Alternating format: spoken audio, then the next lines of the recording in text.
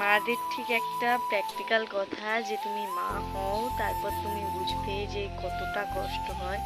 সত্যি তাই, মা না হওয়া পর্যন্ত ওটা বোঝা কখনো পসিবল নয়। তো hello guys, welcome back to my channel. আমি মৌ, তোমরা দেখছো মৌ অফিসিয়াল। তোমরা সবাই কেমন আছো? আই হোপ খুব ভালো আছো। আজকের এই ভিডিওটা দেখতে তোমাদের আই হোপ খুব খুব খুব ভালো লাগবে, আর কিছুটা তোমাদের জন্য হেল্পফুলও হতে পারে, আবার নাও হতে পারে। আশা করছি হেল্পফুল হবে যারা তোমরা নতুন মা হতে চলেছো তাদের জন্য। তো আমি আমার ফার্স্ট ট্রাইমেস্টারের কথা বলতে পারি যে প্রথম 3টে মাস, হ্যাঁ ঠিক শুনছো, প্রথম 3টে মাস। তো প্রথম 3টে মাস আমার ঠিক অতটা অস্বাভাবিক কিছু কাটেনি, যেটা এক্স্যাক্টলি মেন থাকে যে ফার্স্ট প্রেগনেন্সি যাই হোক বা প্রেগনেন্সির 3rd মান্থ অবধি এটা হবেই, যে বমি, কিছু না খেতে পারা, কোনো কোনো হয়তো খাবারের গন্ধ আসা, যেগুলো আর কি হয়ে থাকে ন্যাচারাল। কিন্তু হ্যাঁ, তার মধ্যে দিয়ে আমার একটা জিনিস হয়নি, মানে পার্সোনালি আমার হয়নি, সেটা হচ্ছে আমার ভমিটিংটা হয়নি। ফার্স্ট টু এখনও অবধি হয়নি। তো যাই হোক, আমার এখন হচ্ছে এখন 20 উইকস চলছে, তো এই অবধি আমার ভমিটিংটা হয়নি। বাকি খেতে পারা আর না পারা, হ্যাঁ হয়তো আমি ভাতটা সেইভাবে খেতে পারিনি, ঠিক এটা, কিন্তু তবে আমি ফল প্রচুর পরিমাণে খেয়েছি, এবং ফার্স্ট 3টে মান্থ আমি প্রচুর পরিমাণে পাকা পেঁপে খেয়েছি, যেটা আমার খুব ভালো লাগতো। আর ভাতের মধ্যে ভালো লাগতো খুব, শাক ভাত খেতে ভালো লাগতো, সেটাও খেয়েছি। আর হচ্ছে মানে ওই যে বললাম, যেটা মেন কষ্ট সেটা হচ্ছে ভমিটিং, আর যেটা আমার হয়নি, আমি বেঁচে গেছি আর কি। যেই শুনে সেই বলে খুব ভালো একটা সিমটম যে ভমিটিংটা হয়নি। তো এই নয় যে ভমিটিং হয়নি বলে মানে ভমিটিংয়ের ওষুধ খেতে হয়নি, খেতে হয়েছে আমায়, বা আমি এখনও খাচ্ছি। আমার অ্যাকচুয়ালি ব্যাপারটা কী হতো বলো তো, ব্যাপারটা হচ্ছে আমার ভমিটিং হতো না ঠিকই, কিন্তু আমার না মানে একটা ওরকম মনে হতো যে আমি খেতে পারবো না, খেলে হয়তো থাকতে পারবো না, এরকম একটা মনে হতো। তো ডক্টরকে আমি বলার পর ডক্টর আমাকে ওষুধ দেয়, তো সেই ওষুধটা আমাকে কন্টিনিউ করতে বলে, আমি এখনও কন্টিনিউ করছি। আর তারপরে হচ্ছে তোমার হচ্ছে ফার্স্ট, হ্যাঁ আমি তোমাদের আমার একটা এক্সপিরিয়েন্স শেয়ার করি। সেটা হচ্ছে যখন আমি ফার্স্ট হচ্ছে ইউএসজি করতে যাই, হ্যাঁ ঠিক শুনছো, ইউএসজি করতে যাই। তোমরা অনেকেই বলবে এটা সেরকম কোনো ব্যাপার না, নর্মালি ব্যাপার, কী বার হয়েছে বা তুমি কেন এরকম করেছো। না, সত্যি এটা নর্মালি ব্যাপার। তো যেহেতু ফার্স্ট টাইম, তো বুঝতেই পারছো। তো সেদিন আমার সঙ্গে গেছিলো জেম্মা। তো সত্যি জেম্মা আমার সাথে গেছিলো বলে আমি অনেকটা সাহস করে গেছিলাম। আর যাওয়ার পর জেম্মা আমাকে বলছিল ভয়ের কিচ্ছু নেই।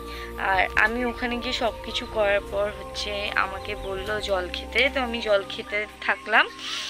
তো তারপর আমি ঢোকার কিছুক্ষণ আগে, মানে ইউএসজি রুমে ঢোকার কিছুক্ষণ আগের কথা বলছি, হঠাৎ না আমার হাত পা ঠান্ডা হয়ে গেছে, লিটারেলি বিশ্বাস করো যে পুরো আমার হাতটা ঠান্ডা হয়ে গেছে। মানে আমি ভাবছি আমার সাথে কি হতে চলেছে, এটাই আমার ভাবনা ছিল যে কি হবে আমার সাথে, কি করবে, কিছু করবে না তো, কি বলবে, কিছু বলবে না তো, ব্যাস যেটা আর কি হয়।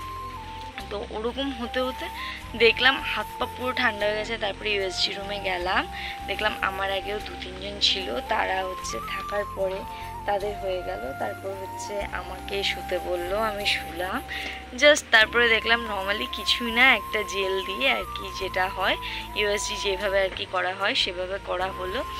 আর তখনও আমি শুয়ে না, শুধু আমার হাত পা কাঁপছে, মানে আমি শুয়ে পড়ার পরেও আমার হাত পা কাঁপছে যে এবার কি হবে, এবার কি হবে, এরপর কি কিছু করবে, এই আর কি, যেটা আর কি কাজ হয় মনের মধ্যে।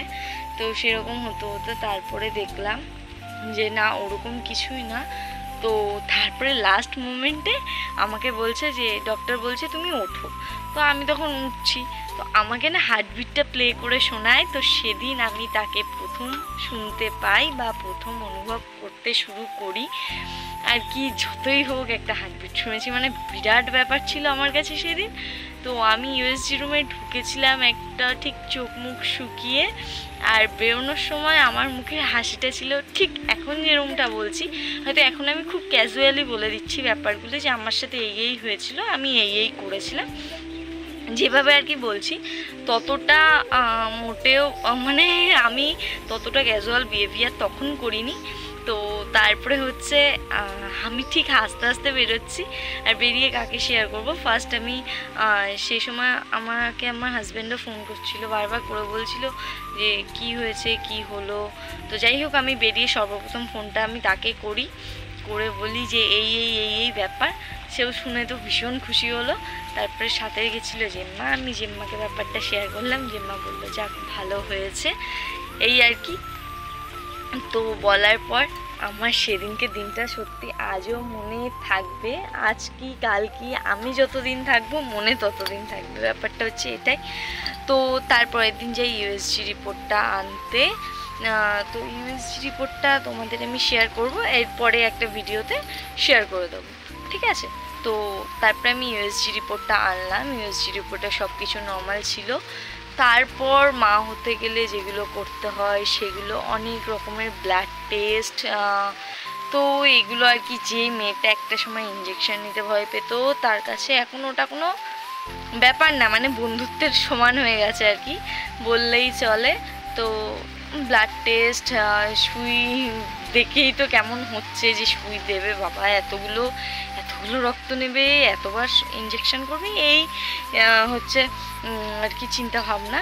তো যাই হোক একটার পর একটা স্টেপ আমি ঠিক ক্রস করি ভগবানের আশীর্বাদে, তোমাদের ভালোবাসায় সবটাই। আর এখনও আমি খুব সুস্থ আছি, আমি এবং আমার ভিতরে যে আছে দুজনেই আমরা খুব সুস্থ।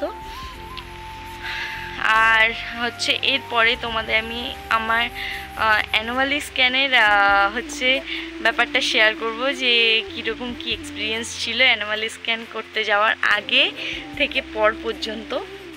আর সেদিন আমি আমার হচ্ছে 3 মান্থে যে ইউএসজি রিপোর্টটা হয়েছিল, যেটার এক্সপিরিয়েন্স আমি এখন শেয়ার করলাম, 3 মান্থের হচ্ছে ইউএসজি রিপোর্টটা, আর 5 মান্থের হচ্ছে তোমার অ্যানুয়ালি স্ক্যান রিপোর্টটা শেয়ার করে দেবো তোমাদের সাথে, ঠিক আছে।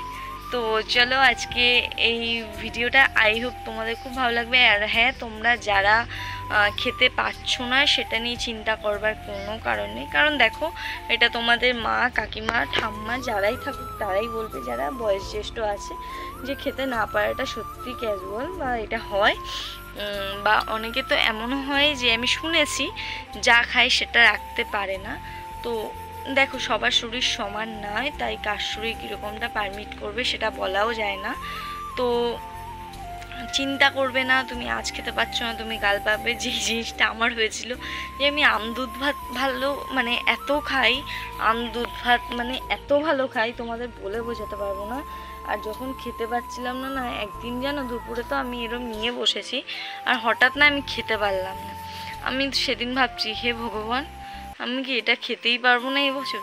কিন্তু না, বিশ্বাস করো আমের সিজনে মানে এই সময়টা আমি প্রচুর প্রচুর প্রচুর আম খেয়েছি।